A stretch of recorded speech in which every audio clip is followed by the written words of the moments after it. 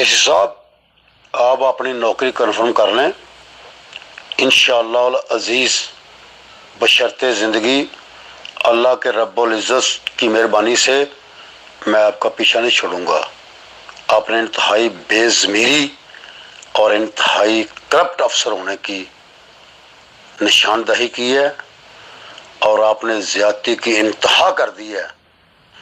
मुझे 35 साल हो गए हैं ब्यूरोक्रेसी से तल्लुकात निभाते हुए और आपको 0% शर्म नहीं आई कि आपने पहले लीड फोर्स मांगी है, उसके बाद मैं बदमाश हूँ? मैं एक सियासतदान हूँ, एक बिजनेसमैन हूँ। आप क्या मुझे समझते हैं कि आप मेरे लिए लीड फोर्स ढूंढ रहे हैं? मुझे गिरफ्तार करो, बताओ मैं किस जगह पे हूँ और आपको पता चल जाए कि मैं गिरफ्तार हुआ हूँ और मेरे वालियों को भी, मेरे वारसों को भी पता चल जाए कि फलां एसी ने मुझे गिरफ्तार करवाया है। इस सब मैं खुशी से फख्र महसूस करूंगा कि आप मुझे गिरफ्तार करवाएं, लेकिन मैं आपकी जान नहीं छोड़ूंगा कब्र की दीवारों तक। आप सुबह मेरे खिलाफ एक और एफआईआर करा दें, लेकिन मैं आपका पीछा नहीं छोड़ूंगा। मुझे आपको नहीं अंदाजा कि आपके दफ्तर में, आपके मुताबिक में मेरे साथ मेरी कितनी रसाई है। आप जो करते हैं मुझे एक एक सेकंड का पता है, मुझे एक एक मिनट का पता है। और आपने मेरे साथ ज्यादती की इंतहा कर दी है कि एक शरीफ आदमी के साथ आप लीड फोर्स बुला रहे हैं, आपने एफआईआर करवा दी है। क्या आपका ज़मीर मुर्दा हो गया कि 5000 एकड़ तहसील शहरा विरका में सरकारी गवर्नमेंट है और 10 एकड़ कलर पे आप एफआईआर करवा रहे हैं?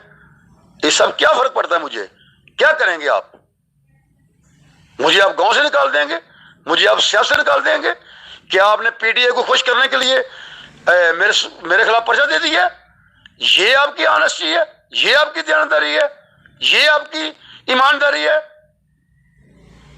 क्या समझते हैं आप? आपने मुझे एरा वगैरह समझ के पर्चा दे दिया है? इंशाअल्लाह अज़ीज ये मेरा जवाब सारी जिंदगी आपको मिलता रहेगा। अस्सलाम वालेकुम। इंतहाई दयानतदार करप्ट एसी साहब, अस्सलाम वालेकुम। मैंने लोगों से सुना था आप इंतहाई दयानतदार अफीसर हैं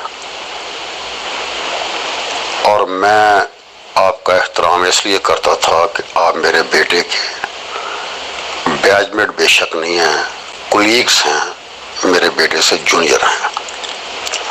मुझे यार ये बताएं कि आप दयानतदारी का ढंढोरा पीटते हैं, आप सारा दिन दयानतदारी का ढोल बजाते हैं,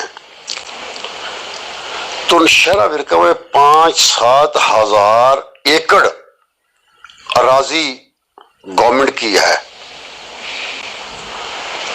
आपने उसको तो वागजार नहीं कराया?